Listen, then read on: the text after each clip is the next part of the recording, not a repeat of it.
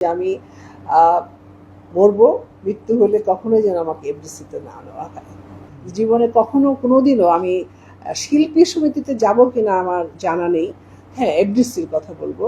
FDC থেকে কিন্তু আমার পরিচয়, এই যে এফডিসি থেকে কিন্তু আমার রোজিনা নামটি হয়েছে, যার জন্য এফডিসিতে তো আমি ভুলতে পারবো না। ওটা এখান থেকে কিন্তু আমার আবার আরেকটা জন্ম হয়েছে, আমি বলবো আর কি।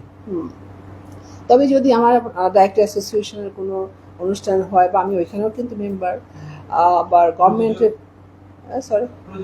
হ্যাঁ প্রযোজক সমিতিতেও সংস্থাতেও আমি আপনার মেম্বার। যদি গভর্নমেন্টের কোনো অনুষ্ঠান হয়, কোনো কিছু হয়, তখন অবশ্যই আমি যাব।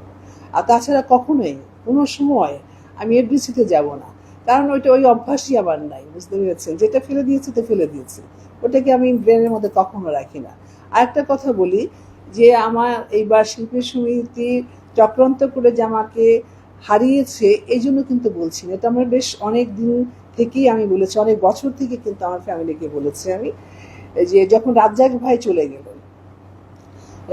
চলে গেলেন, তাকে বাপ্পাকে কিন্তু বলে গিয়েছিলেন যে আমাকে এফডিসিতে আমাকে নিবে, আমি মরার পরে আমার লাশ কিন্তু নেবে না। আপনারা হয়তো জানেন না, বাপ্পাকে জিজ্ঞেস করবেন। এটা ডাইরেক্টর অ্যাসোসিয়েশন থেকে বোধহয় উনি কিছু কথাতে উনি কষ্ট পেয়েছিলেন আর কি। তারপর বাপ্পা দিতে চাইনি, পরে আপনার তথ্য মন্ত্রণালয় থেকে আপনার মন্ত্রী আসলেন, আমি তখন রাজ্জাক ভাইয়ের বাসাতেই ছিলাম। তখন উনি রিকোয়েস্ট করলো বাপ্পাকে যে না, ওনার মতো শিল্পী যদি এফডিসিতে না হয় তাহলে মানে অসম্পূর্ণ থেকে যাবে। ওনাদের জন্যই তো বাংলা চলচ্চিত্র আজ এই পর্যায়ে এসছে, তাই না? তখন বাপ্পা রাজি হয়েছে আর কি।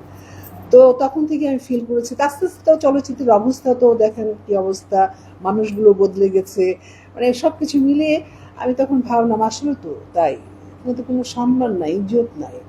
আমার পরিবারকে অনেক আগে থেকে বলেছে যে আমার মৃত্যুর পরে কখনোই কোনো সময় এফডিসিতে তোমরা নেবে না, কখনোই নেবে না।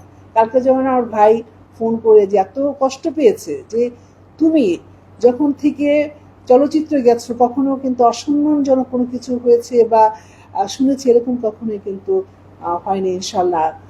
মানে কি বলবো, যে আমার চলচ্চিত্রে কিন্তু কোনো সময় কিন্তু আমার শিল্পীদের থেকে শুরু করে আমার টেকনিশিয়ান, ডাইরেক্টর, প্রডিউসার থেকে কখনোই আমি অসম্মানজনক কোনো কিছু পাইনি। হ্যাঁ, তাই বলছিল আর কি, তুমি কি দরকার ছিল আমাকে, দেখ তোকে বলতে পারবো না যে কিসের জন্য গেছি, অনুরোধে ঢেকে গেলতে হয়েছে আমাকে আর কি, তার জন্য এটা হলো আর কি। তাই জন্য আপনারাও গণমাধ্যমের লোক আছেন এখানে, তা আমি সত্যি সত্যি আমার একদম মনের অন্তরের কথা বলছি, যে মৃত্যু তো হবেই, তাই না? এটাই স্বাভাবিক।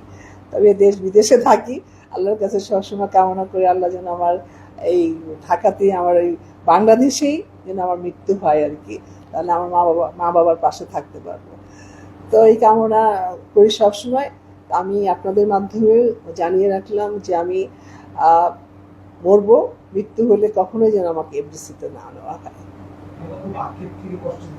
না না, কোনো আক্ষেপ কষ্ট না, এটা হলো আপনার শ্রদ্ধাবোধ। এখনকার সেই মানুষগুলো নাই, যে শিল্পীদেরকে শ্রদ্ধা করার মতো মানুষ নাই, যার জন্য বলছি আমি। কেন নিবে না, যেখান থেকে আমার রোজিনার মানে করেন যে এই পর্যায়ে আসাটা, তাই না? সেখানে অবশ্যই তো আমার কর্মস্থানে সে যাবে ক্লাস। তা সেখানে যদি মনে করেন যে শ্রদ্ধাই না পাওয়া যায়, সেখানে যদি মনে করেন যে গেলাম ঠিক আছে চললো কোনো রকম, ওইটা তো চাই না, ওর দরকার নাই, মনে করি না।